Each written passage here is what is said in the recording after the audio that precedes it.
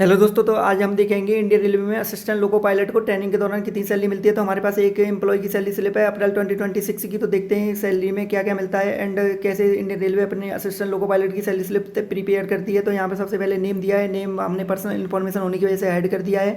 Designation दिया है, trainee and department दिया है, इलेक्ट्रिकल स्टेशन दिया है, बीएसएल का मतलब होता है Bhusawal bill unit and Aadhaar number को हमने पर्सनल इन्फॉर्मेशन होने की वजह से ऐड कर दिया है। सैलरी समरी दिया है, ड्यूटी डेज दिए हैं यहाँ पे 30 डेज एंड ग्रॉस सैलरी दिया है यहाँ पे 38,975 रुपये। मतलब इनका जो है अप्रैल 2026 में ट्रेनिंग के दौरान ही 38,975 रुपये ग्रॉस सैलरी बन गया है। तो अब देखते हैं अर्निंग, मतलब ये 38,975 रुपये कैसे बनाए। तो सबसे पहले बेसिक पे यहाँ पे 19,900 इनका बेसिक पे है। जैसा कि आप सब जानते हैं assistant loco pilot Indian railway में लेवल 2 पे सेलेक्ट होता है, जिसका बेसिक पे 19,900 होता है। एरियर्स ऑफ बेसिक पे इनका 4,264 रुपये है। तो किसी एक प्रीवियस मंथ का मे बी फरवरी या मार्च का इनका बेसिक पे रह गया होगा तो यहाँ पर ऐड कर दिया है। डीएनएस अलाउंस इनका 11,940 रुपये बन गया है। 19,900 का 60% कैलकुलेट करेंगे तो 11,940 रुपये आ जाएगा। एरियर्स ऑफ डीए 2,473 रुपये बन गया है। जैसा कि हमने बताया था कि एरियर्स ऑफ बेसिक पे ये वाला जो था 4,264 रुपये, इसको 58% यहाँ पर डीए भी ऐड कर दिया है। एरियर्स ऑफ डीए मतलब जैसे 2% और इंक्रीमेंट हुआ है तो 2% इनका निकाल के 398 रुपये और ऐड कर दिया है। तो अब देखते हैं कि इंडियन रेलवे ने मतलब क्या क्या डिडक्ट किया है, एनपीएस डिडक्ट किया है और वो डिडक्ट होने के बाद क्या सैलरी है। तो जस्ट इसको भी देख लेते हैं। तो यहाँ पे नेक्स्ट दिया गया है कि डेट ऑफ बर्थ मतलब पर्सनल इन्फॉर्मेशन उसको हाइड कर दिया। डेट ऑफ ज्वाइनिंग जैसा कि मैंने आपको बताया था इनका रिसेंटली न्यू ज्वाइनिंग है तो इनको 23 फरवरी 2026 में ज्वाइनिंग हुई है एंड लेवल 2 है एंड बेसिक पे 19,900 है। इंक्रीमेंट डेट जो है इनका 1 जनवरी 2027 को लगेगा। मोबाइल नंबर ये सब हाइड कर दिया है। डब्ल्यूपी डेज का मतलब होता है कि ऐसे दिनों की संख्या जिनमें इन्होंने बिना वेतन रहित ड्यूटी की हो, तो मतलब छुट्टी ली हो, तो ऐसे दिनों की संख्या क्या है, 0 है। एंड टोटल रिकवरीज क्या है, इनके 209 रुपये इनसे डिडक्ट कर लिए हैं। वो 209 रुपये कैसे किए हैं, यहाँ पर रिकवरीज का डेटा दिया गया है। रेलवे एम्प्लॉयज इंश्योरेंस स्कीम मतलब इसके लिए 9 रुपये डिडक्ट कर लिए एंड प्रोफेशनल टैक्स महाराष्ट्र के लिए 200 रुपये डिडक्ट कर लिए हैं। इन दोनों को ऐड करेंगे 200 एंड 9 को तो 209 रुपीज़ हो जाएंगे। तो देखते हैं कि ये सब डिडक्ट होने के बाद इनको अकाउंट में कितना सैलरी क्रेडिट हुआ है। तो उसके लिए थोड़ा इधर राइट साइड में आएंगे तो यहाँ पर भी दिया गया है कि इनका जो अकाउंट नंबर है, पेमेंट मोड है, बैंक है, आईएफएससी कोड है, अकाउंट नंबर है, पैन नंबर है, ये सब पर्सनल इन्फॉर्मेशन है तो इनको हाइड कर दिया है।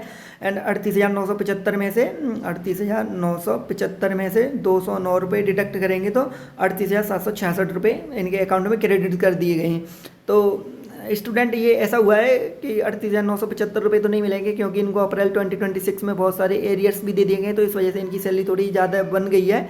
बट क्या है, मे बी आपको 31 से 32,000 के लगभग आपके अकाउंट में क्रेडिट हो जाएगी अभी के समय के अकॉर्डिंग। मे बी आप जब थोड़े समय बाद आएंगे तब न्यू सीपीसी आ चुका होगा, सीपीसी 8, और उस समय डीए भी चेंजेस हो चुके होंगे तो आपको ज़्यादा सैलरी देखने को मिल जाएगी।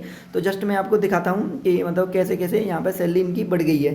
तो जैसे कि हमारा ये एरियर्स ऑफ बेसिक पे है 4,264 रुपये, तो ये एक्स्ट्रा है 4,264 रुपये।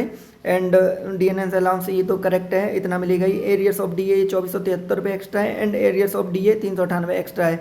तो ये 4,264 एंड 2,473 एंड 398 रुपये को ऐड करेंगे तो 7,135 रुपये हो जाएगा। इसको सैलरी में से घटा देंगे तो हमारे पास तो 31,840 रुपये हमारे पास बच जाएगा। 38,975 में से इसको माइनस कर देंगे तो फिर भी मतलब 31 to 32,000 के बीच में आपको ट्रेनिंग के दौरान एक अच्छी सैलरी मिल जा रही है। अभी एनपीएस इनका डिडक्ट नहीं हो रहा है बिकॉज अभी ये ट्रेनिंग फेज में है। ट्रेनिंग कंप्लीट कर लेंगे तो उसके बाद इनका एनपीएस डिडक्ट होने लग जाएगा। एनपीएस आप सब जानते हैं कि बेसिक प्लस डीए का 10% डिडक्ट होता है। जैसे इनका बेसिक अभी 19,900 है एंड डीए 11,940 रुपये है। तो बेसिक और डीए का 10% डिडक्ट होगा तो बेसिक और डीए का 10% इनका हो जाता है 3,184 रुपये, और इसमें 14% गवर्नमेंट पे करेगी तो गवर्नमेंट का हो जाता है 4,457 रुपये। तो दोनों को ऐड करेंगे तो 7,641 रुपये इनका हो जाएगा।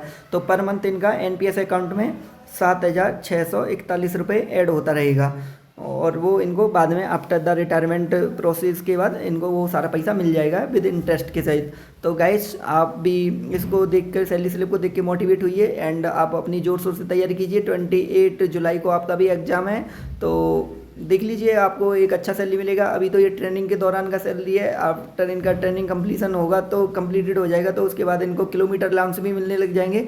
और किलोमीटर अलाउंस का तो आप समझते ही रेलवे में कितना बड़ा खेला होता है, तो इनको किलोमीटर जब मिलने लगेगा तो इनकी यही सैलरी 60 to 70 बन जाएगी, मतलब विदाउट कोई एक्स्ट्रा लोड। नॉर्मली अगर किलोमीटर बनते हैं फिर भी अगर अच्छे किलोमीटर बन गए तो ये सब क्रॉस हो जाता है, 70 to 80 भी पहुंच जाएगी शुरुआत से ही सैलरी। तो इंडियन रेलवे लोको पायलट को सैलरी तो अच्छी मिलती ही है। इनका नंबर भी गुड्स गार्ड के बाद ही आता है। सबसे ज़्यादा सैलरी जो कमाने वाला एम्प्लॉय होता है रेलवे में, जो अपना लेवल 1 से 6 के अंडर में रहता है, वो गुड्स गार्ड ही माना जाता है। तो असिस्टेंट लोको पायलट भी अच्छी सैलरी कमाते हैं। तो ये मैंने आपको इनकी सैलरी स्लिप दिखाई, एंड आप एक बार और देख लीजिए अच्छे से। ये 38,776 रुपये इनको अकाउंट में क्रेडिट कर दिए हैं, जो कि एक अच्छी सैलरी होती है। तो थैंक यू। अगर वीडियो अच्छी लगी हो तो लाइक, सब्सक्राइब एंड शेयर ज़रूर कर दीजिएगा। Thank you.